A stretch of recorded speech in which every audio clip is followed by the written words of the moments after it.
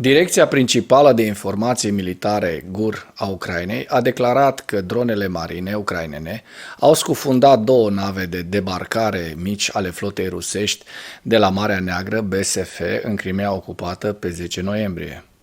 GUR a publicat imagini din satelit și a raportat că lovitura cu o dronă de atac de suprafață ucraineană în Golful Usca, lângă Ciornomorsk, Crimea ocupată, a scufundat o navă mică de debarcare din clasa Kula Project 1176 și o navă mică de debarcare din clasa Serna Project 11770. GUR a raportat că nava din clasa Serna transporta un echipaj și era încărcată cu vehicule blindate, inclusiv transportoare blindate BTR-82, și că forțele rusești au folosit anterior nave din clasa Serna pentru a oferi acoperire navelor rusești din Marea Neagră, în timpul raidurilor când forțele ruse nu aveau echipament naval de apărare aeriană. GUR a fost implicată în cel puțin una dintre cele 3 lovituri pe teritoriul Rusiei în perioada 10-11 noiembrie, iar postul ucrainean Suspilne, Crimea, a raportat că surse din GUR au declarat că GUR a orchestrat o explozie a căilor ferate în regiunea Ryazan, care a provocat deraierea a 19 vagoane ale unui tren de marfă în dimineața zilei de 11 noiembrie. Sursa GUR a declarat că explozia va complica logistica militară rusească în viitorul apropiat. Ziua 627 a războiului din Ucraina.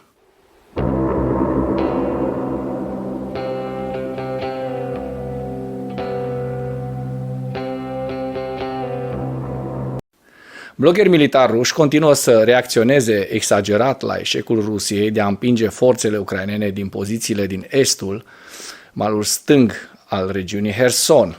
Un important blogger militar rus a reiterat plângerile comune cu privire la inadecvarea frontului rusesc de contrabaterie, război electronic, apărare aeriană și operațiuni de asalt de-a lungul râului Dnipru în regiunea Herson.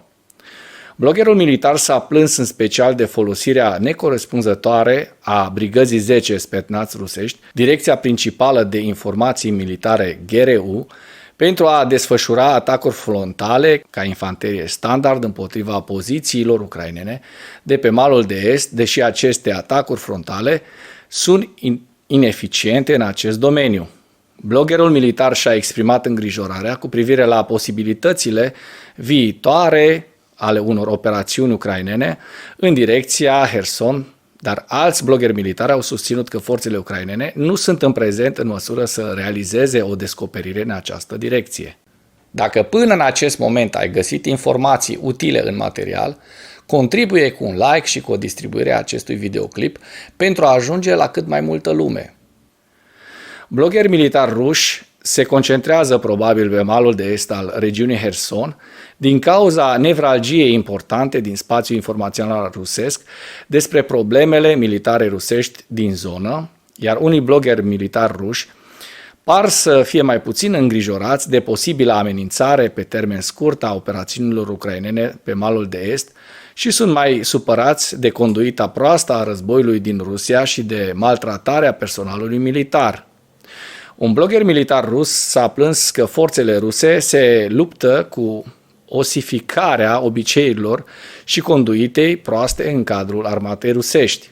Aceste obiceiuri includ comunicații slabe, lipsa pregătirilor adecvate înainte sau a sprijinului în timpul misiunilor de asalt, efectuarea de rotații în coloane, comandanți ruși care vând ajutor din prima linie și neinteresul de a învăța din greșelile militare și de a recunoaște realitățile slabe ale câmpului de luptă. Un alt blogger a susținut că situația de lângă Crânchi, regiunea Herson, este o problemă tactică pentru forțele ruse, dar nu o amenințare strategică. În ceea ce urmează, vă prezint un slide cu evoluția de ieri a celor mai importante fronturi din Ucraina. Hărțile sunt creația Institutului pentru Studiul Războiului. Pentru mai multe informații, accesați linkurile din comentarii.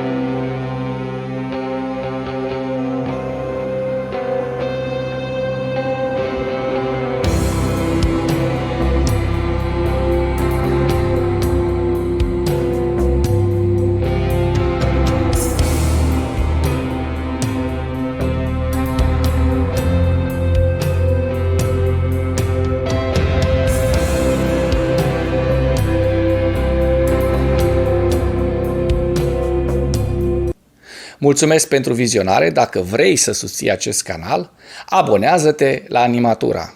Apreciez mult asta.